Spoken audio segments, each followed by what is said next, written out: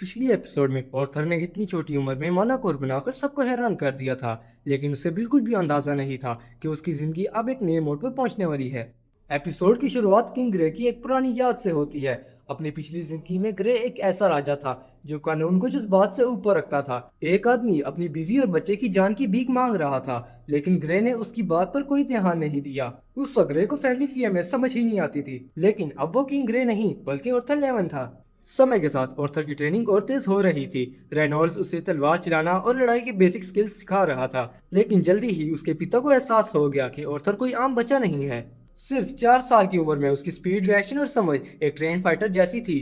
जब रेनॉल्ड्स उसका टेस्ट लेता है तो वो खुद हैरान रह जाता है। इसी वजह से वो खुद फैसला करता है कि ऑर्थर को एक बेहतर टीचर की जरूरत है, लेकिन ऑर्थर की माँ एलिस इस बात से बिल्कुल सहमत नहीं होती। उसके लिए ऑर्थर अभी भी एक छोटा सा बच्चा था। वो उसे इतना दूर भेजने के बारे में सोच भी नहीं सकती थी। दोनों के बीच काफी देर बहस होती है, एक तरफ ऑर्थर का फ्यूचर और दूसरी तरफ माँ का प्यार। आखिर में फैसला होता है कि पूरी फैमिली ऑर्थर के साथ सफर करेगी। सफर के दौरान ऑर्थर की मुलाकात ट्विन हॉर्न नाम की एक एडवेंचर पार्टी से होती है। ये लोग पहले उसके माँ बाप के साथ रह चुके थे।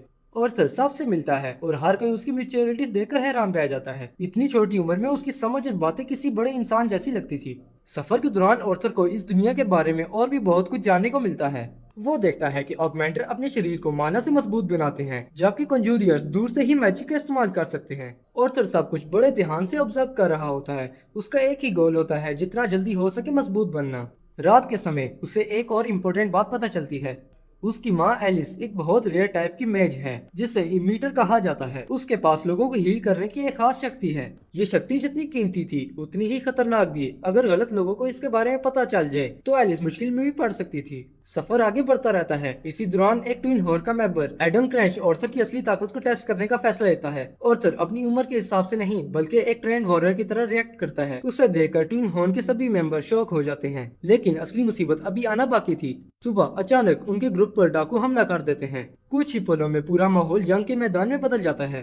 ट्विन हॉर्न्स और रेनॉल्ड्स पूरी ताकत के साथ लड़ना शुरू कर देते हैं। शुरू में लगता है कि वो जीत जाएंगे, लेकिन दुश्मन की तादाद बहुत ज्यादा थी। इसी दौरान रेनॉल्ड्स जख्मी हो जाता है। एलिस उसे हील करना चाहती है, लेकिन रेनॉल्ड्स उसे रोक देता है। वो जानता था कि अगर डाकू को एलिस की हीलिंग पावर के बारे में पता चल गया तो हालत खराब हो सकती है। तभी रेनॉल्ड्स ऑर्थर को एक ऐसा राज बताता है जो सब कुछ बदल देता है। एलिस दोबारा मां बनने वाली थी, यानी ऑर्थर जल्दी ही बड़ा भाई बनने वाला था। ये सुनकर ऑर्थर के दिल में एक अजीब सी खुशी पैदा होती है। पहली बार उसे महसूस होता है कि ये फैमिली वाकई उसकी अपनी फैमिली है। उस खुशी को ज्यादा वक्त नहीं मिलता। रेनॉल्ड्स ऑर्थर से कहता है कि वो अपनी माँ को लेकर फौरन यहाँ से निकल जाए। ऑर्थर लड़ना चाहता था, लेकिन इस बार उसे समझ आ गया था कि कभी कभी सबसे बड़ी ताकत अपनों की हिफाजत करना भी होती है। ऑर्थर अपनी पूरी कोशिश करता है कि वो अपनी माँ को बचा सके, और इसी लम्हे उसे अपनी पुरानी जिंदगी की वो याद आती है जहाँ एक आदमी अपनी फैमिली के लिए रहम की भीख मांग रहा था। अब उसे समझ आ रहा था कि उस आदमी के लिए उसकी फैमिली कितनी अहमियत रखती थी।